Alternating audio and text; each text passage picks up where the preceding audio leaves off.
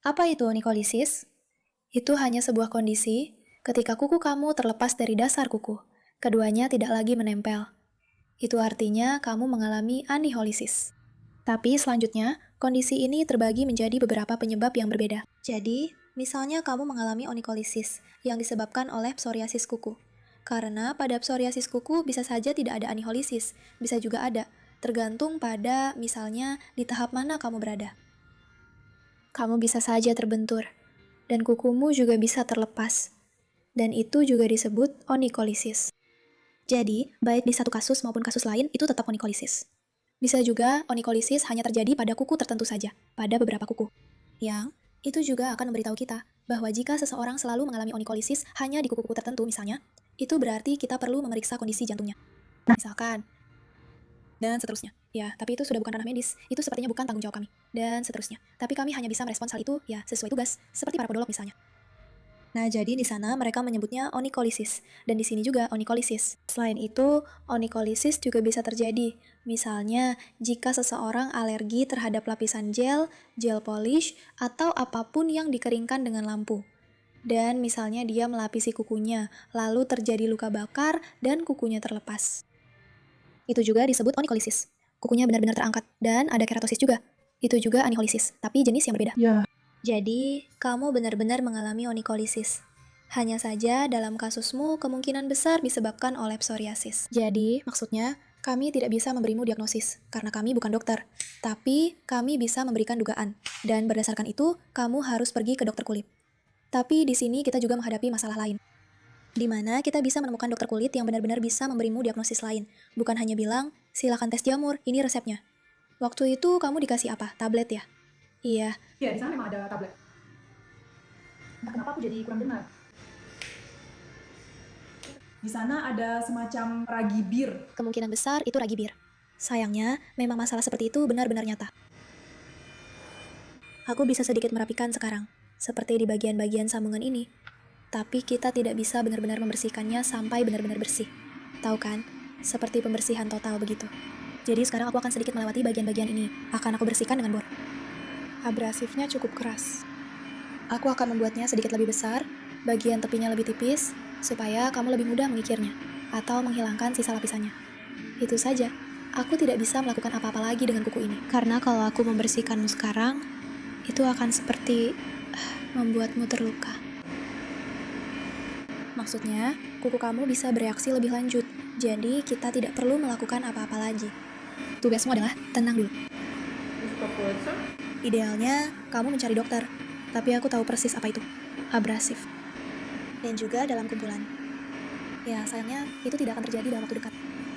Tapi aku berharap itu akan terjadi. Dan dia akan menuju ke arahnya. Berbaring, Berdiri, maksudnya melakukan beberapa tindakan di sana, dia akan melakukan apa yang bisa dia lakukan. Nah, aku punya rencana untuk berbagi. nah, itulah yang menyedihkan sekaligus yang terbaik sebenarnya.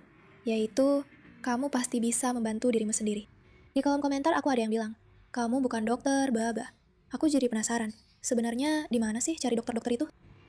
Aku benar-benar penasaran, di mana sih cari mereka? Maksudku, apa ada semacam daftar dokter yang setidaknya bisa membedakan psoriasis dari jamur? Bukan yang kayak, oh kukunya menguning, ya sudah, terserah, mau dicabut saja atau beri obat jamur.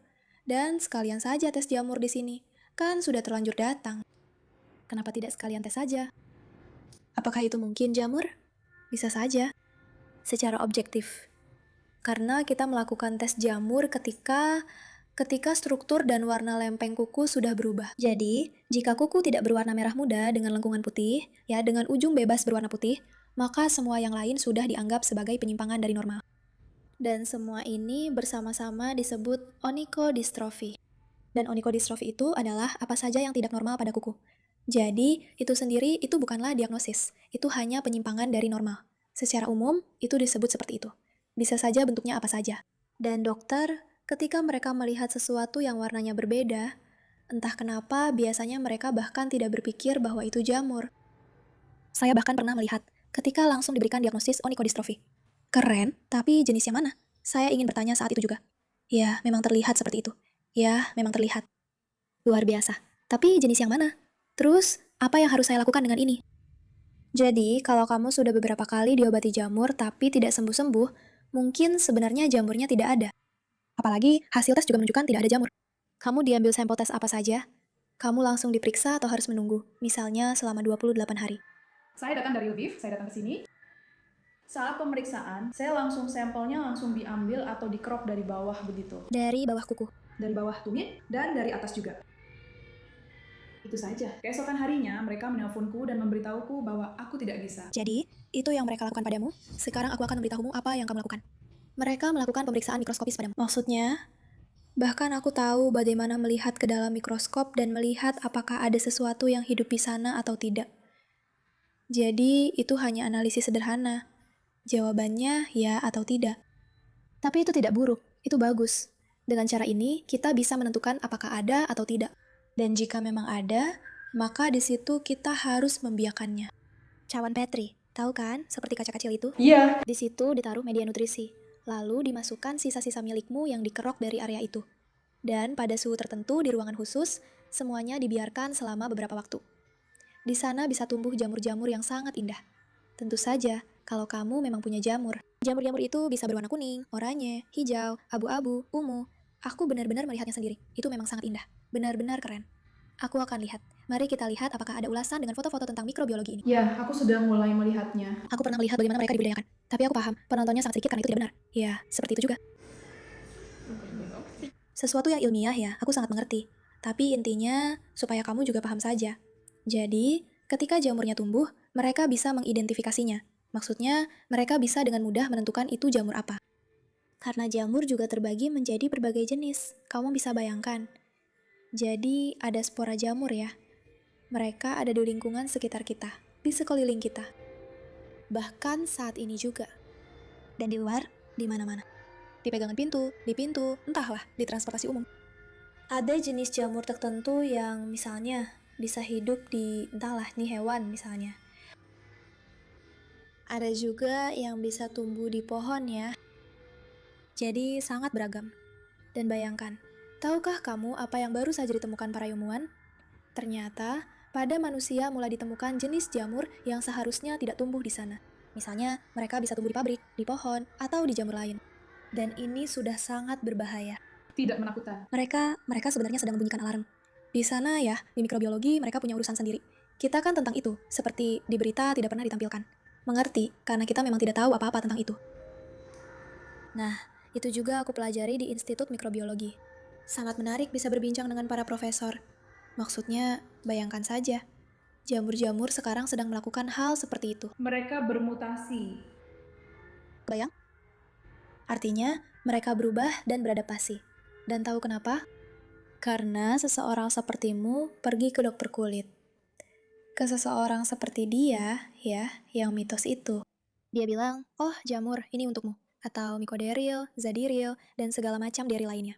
Ya, salah satu yang sering diiklankan di TV. Yang entah kenapa bisa dibeli di apotik tanpa resep. Dan semua deril itu, yang merupakan obat anti jamur, sebenarnya cukup kuat. Dan harus digunakan sesuai petunjuk. Jadi, kalau di situ tertulis bahwa kamu harus menggunakannya selama misalnya 14 hari, sejujurnya aku sendiri belum pernah memakai obat seperti itu. Jadi, aku tidak tahu persis bagaimana cara kerjanya. Jadi, misalnya, selama 14 hari pagi dan malam kamu harus meneteskan sesuatu ke kukumu. Kamu harus benar-benar disiplin. Harus melakukannya selama 14 hari persis seperti yang tertulis di petunjuknya. Apapun yang terjadi. Karena kalau kamu baru meneteskan selama beberapa hari, misalnya 4 hari dan merasa sudah cukup, itu sama saja seperti yang terjadi saat menggunakan antibiotik. Jadi, orang-orang yang melakukan pengobatan sendiri, mereka meresepkan antibiotik spektrum luas untuk diri mereka sendiri, yang dijual bebas tanpa resep, membelinya di apotik, lalu hanya menghabiskan setengah dari rangkaian pengobatannya. Apa yang terjadi? Pada saat itu, virus menjadi resisten. Jadi, virus itu sempat diberi antibiotik, lalu sepertinya dia beradaptasi, tidak mati dan bermutasi. Jamur juga melakukan hal yang sama. Bayangkan, mungkin ada jamur, misalnya kamu punya jamur ya, dan kamu menjalani pengobatan bukan 14 hari, tapi hanya 10 hari kamu tidak benar-benar membasminya. Kamu merasa sudah lebih baik, atau kamu pikir begitu, atau kamu lupa, atau kamu bosan. Pokoknya, apapun yang terjadi sama kamu, intinya kamu tidak menyelesaikannya. Dan jamurnya tetap hidup, baik-baik saja. Dan mereka mulai bermutasi. Maksudnya, kita sendiri yang melakukan semua itu. Kamu mengerti? Maksudnya, sikap tidak bertanggung jawab dari para dokter dalam meresepkannya, Lalu fakta bahwa kita bisa begitu saja membelinya di apotik, menurutku ini obat-obatan yang cukup serius dan tidak boleh sembarangan. Karena jamur itu bukan hanya di sini. Bukan itu bahayanya, yang jelek cuma tampilannya. Ya sudahlah, kalau cuma kelihatan jelek, ya sudah, itu hanya ketidaknyamanan. Jadi bayangkan saja, kalau ternyata di sini ditemukan jamur, jamurnya ada di dalam, itu menyerang tubuh, disitulah bahayanya. Jamur itu menyerang organ dalam, bisa kamu bayangkan.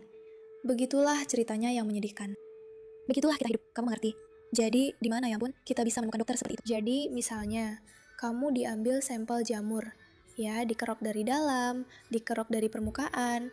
Apakah kamu sudah diberitahu bagaimana cara mempersiapkan diri untuk tes seperti itu? Aku baru tahu dari kamu sekolahnya, karena waktu itu kamu sedang merekam sesuatu Iya, tentang psikologi. ada ya kurang lebih sekitar 2 atau 3. Dan lebih baik sebulan, ya atau lebih baik seminggu sebulan. Tidak boleh ada apa-apa. Maksudnya, tidak boleh ada antiseptik di tanganmu. Jadi, kamu harus, misalnya, mempersiapkan diri untuk ini. Tidak boleh ada lapisan apapun. Maksudnya, tidak boleh, tahu kan, menghapus cat kuku lalu langsung pergi untuk tes, misalnya. Tapi aku pernah seperti itu. Dan saat kamu menghapusnya, mungkin masih ada sesuatu di sana. Mungkin sekarang pun. Coba bayangkan, masih ada sesuatu. Kita kan tidak tahu. Aku tidak punya pemindai canggih. Begitulah ceritanya. Jadi, mereka bahkan tidak memberitahumu tentang itu. Seberapa kompeten sih para spesialis itu kalau mereka tidak memberitahumu bahwa kamu harus melakukan persiapan tertentu? Ya, karena mereka bertindak sesuai instruksi mereka. Bagi mereka, potong kuku, kerok, ambil sesuatu, ambil uang untuk diri sendiri, atau entahlah, mungkin ada rencana berbayar, gratis, pokoknya begitu. Melihat dengan mikroskop, mereka seperti tidak mikir. Supaya kamu tahu, setiap kali aku misalnya pergi ya, daftar ke dokter, aku masuk, mereka lihat-lihat sesuatu, hanya 5 detik saja. Mereka cuma lihat sebentar, pakai loop-nya, selesai. Seperti ada sesuatu yang aneh di sana, ya sudah, silakan periksa saja. Ini surat rujukannya, dan ini juga surat rujukan. Seolah-olah harus tahu sekarang juga. Bahkan aku tidak punya waktu untuk mempersiapkan diri sebelum tes. Aku cuma ya keluar dari ruangan itu, lalu langsung ke ruangan lain. Jadi, pada dasarnya, satu-satunya hal yang dipersiapkan untuk pasien adalah tes darah. Artinya, harus datang dalam keadaan puasa. Kenapa darah diambil saat puasa? Kenapa harus puasa? Karena kalau besok paginya kamu minum kopi, makan roti, sesuatu akan masuk ke dalam darahmu. Ya, sesuatu dari makanan juga. Bagaimana kualitasnya, apa saja yang dimakan, perubahan apa yang terjadi, saya tidak bisa mengetahuinya dari situ. Jelas dan sudah pasti, kalau kamu mengonsumsi sesuatu sebelum tes darah, itu akan memengaruhi kualitas darahmu. Dan akibatnya, hasilnya bisa jadi tidak akurat. Jadi kamu juga bisa saja mendapatkan hasil yang salah. Tentu saja, aku tidak mengatakan kalau kamu punya jamur atau apapun itu. Aku tidak bisa memastikan itu. Ngomong-ngomong, tahu nggak, ini serius. Semua orang terlalu fokus pada minyak, tapi mereka meremehkan jiwa. Aku nggak suka minyak. Karena begini, Sekarang kita akan lihat bersama ya, seperti apa kuku kita. Secara objektif, tidak terlalu bagus. iya, kamu lihat bagaimana kutikulaku sekarang. Lumayan normal, kutikulamu juga tidak buruk, tapi menempel cukup keras. Bener-bener sangat. Bahkan sekarang kalau aku makan, aku sengaja tidak minum. Tidak menyentuh kutikula, tidak menyentuh apapun. Jadi sekarang aku ingin kuku kamu benar-benar dalam kondisi istirahat total. Jangan dorong-dorong kutikula. Aku tadi cuma dorong seperti ini, dan dia kayaknya jadi nggak normal. Gak tahu harus gimana. Jangan lakukan apa-apa dulu. Ya, sekarang kita ambil minyaknya. Mereka nggak akan copot kan kalau aku cuekin dan tetap buka tempat tidurnya. Ya maksudnya mereka akan terus terangkat, tapi mereka nggak akan copot kan? Mereka nggak akan copot, tapi mereka akan terus terlepas. Kamu bakal terus-terusan punya rongga di kuku kamu. Jadi, akan selalu ada ruang kosong di sini yang muncul. Iya, sesuatu bisa masuk. Jadi jamur juga bisa masuk. Hari ini dia belum masuk, tapi nanti bisa saja masuk. Karena beberapa faktor. Kamu mungkin memiliki kekebalan lokal yang menurun. Kamu bisa saja sedang stres. Kamu juga bisa, misalnya, sedang pilek atau sedikit sakit. Jadi, fungsi pelindungan tubuhmu menurun. Jadi, kulit juga, jangan salah, kulit kita juga punya fungsi perlindungan. Kulit menutupi seluruh tubuhmu, melindungimu dari bakteri, kuman, dan sebagainya. Nah, jadi, ketika kekebalan tubuhmu menurun, dan kita tidak tahu kapan itu akan terjadi, kita memang tidak tahu. Siapa yang tahu? Mungkin kamu akan bersentuhan dengan seseorang, merasa cemas, atau hal lainnya. Jadi, maksudnya, suatu saat itu bisa saja terjadi. Kapan? Aku tidak tahu. Mungkin besok, mungkin tidak pernah, mungkin lusa. Untuk sekarang, jangan dilapisi apapun dulu. Ayo kita bersihkan, cuci kuku kita. Jalan-jalan dulu, kita sekarang di bagian watra. Jalan-jalan seminggu, ya 3 di dalam. Sekarang kita akan punya foto bersama. Aku juga sudah ambil foto, barusan terjadi. Kita akan punya foto dan kita lihat, kita bisa menilai perkembangannya. Jadi, tubuhmu masih muda. Ya. Itu. Iya. Itu berarti kamu punya proses regenerasi yang cepat. Jadi, kukumu akan tumbuh lebih cepat dibandingkan misalnya kukuku atau orang lain di luar sana, yang biasa saja. Itu cepat, itu kan keuntungan. Nah, lihat, saat kamu mengoleskan minyak, jelas kukunya tidak akan menempel dan memang tidak akan begitu. Tapi kelihatannya jadi lebih bagus kan daripada kering? Iya, Daripada kering. Karena kulit yang selalu lembab. Bahkan aku lihat ke lensa, bukan ke layar. Jadi secara visual pun tidak terlalu terlihat kalau kukunya terangkat. Kalau kamu pikir ada orang yang selalu memperhatikan kuku orang lain, tidak, kecuali aku. Tapi aku tidak akan memperhatikan. bukan untuk menghakimi, karena ya sayangnya aku punya semacam pemindai yang selalu aktif. Aku tidak bisa mematikannya, aku tidak bisa melakukan apa-apa soal itu. Tapi itu bukan karena niat buruk, itu karena ya Aku terus-menerus, seperti ya aku tidak benar-benar ya menganalisis secara mendalam. orang lain bahkan tidak menyadari bahwa kamu punya 2 jari yang bengkok bahkan. Aku saja tidak menyadarinya. Ya, itu memang harus dari kamu sendiri, tahu kan? Karena memang harus benar-benar diperhatikan, dan lain sebagainya. Ya, tidak. Sebenarnya aku sama sekali tidak suka. Ya, jari-jarinya, dengar, ya. Ya, keunikannya. Bisa dibilang begitu. Semuanya karena itu ya. Tidak ada yang perlu dikhawatirkan tentang itu. Kita tunggu 3 minggu, lalu kita lihat apa yang akan terjadi dengan mereka. Ya, omong-omong. Kita melakukan pijatan seperti ini. Kamu hanya perlu punya minyak, serum, apapun yang kamu mau, pakai saja. Taruh di samping tempat tidurmu. Sebelum tidur, aku selalu punya minyak, krim, dan semuanya di sana. Berbaring, lalu sambil menonton TV atau sebelum tidur, cukup pijat-pijat saja. Bagus untuk kesehatan. Itu saja, pijatan. Melembabkan, jadi apa yang kita lakukan? Kita meningkatkan elastisitas. Pijat kulit dan lempeng kuku, pijat bagian bawah kukunya. Lihat, aku memijat. Ini juga merupakan stimulasi. Jadi kuku akan tumbuh lebih cepat. Ya. Dan ya, pelembapan, semua itu memang terdengar klise. Tapi kalau dilihat dari jauh, misalnya sekarang aku lihat, hasilnya lumayan juga. Puitis. Nah, Buat kamu, pilihan terbaik adalah merapikan kuku dan mengecatnya.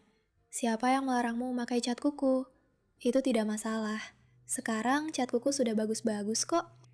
Sekarang cat kuku sudah bagus-bagus kok. Lihat, di ibu jari aku ada garis hitam. Iya, dan aku juga akan menyarankan kamu pergi ke spesialis kuku untuk itu. Maksudku, garis hitam itu, iya. Aku lihat di videomu, setelah itu aku juga memperhatikan di kukuku. Tapi di videomu itu garisnya benar-benar hitam banget. agak buram kan? Ya? Iya, punyamu memang masih buram, tapi tetap kelihatan. Iya. Dengan mata lebih jelas terlihat daripada di video. Nah, kalau sudah jadi soal kesehatan dan kehidupan, aku selalu penasaran. Kenapa sih para gadis, wanita, mereka mulai ngotot soal mengecap? Sejujurnya, ketika ada pertanyaan tentang bagaimana kamu bisa hidup bahagia dan sehat, atau mungkin mati di suatu tempat. Menurutku, itu bahkan tidak perlu diperdebatkan. Menurutku, lebih baik kesehatan. Maksudku, kuku yang alami dan bersih itu juga cantik kok. Tidak, maksudku itu hanya biasa saja. Kalau itu gaya Jepang, ya seperti itu, iya. Ngomong-ngomong, gaya Jepang juga dipakai oleh Monica. Iya. Aku suka itu, tapi aku hanya tidak suka kalau mereka tidak bisa menjaganya tetap dalam kondisi yang baik, seperti di sini. Maksudku, punyaku semuanya seperti ini. Nah, Coba kamu analisis semua yang sudah aku katakan padamu.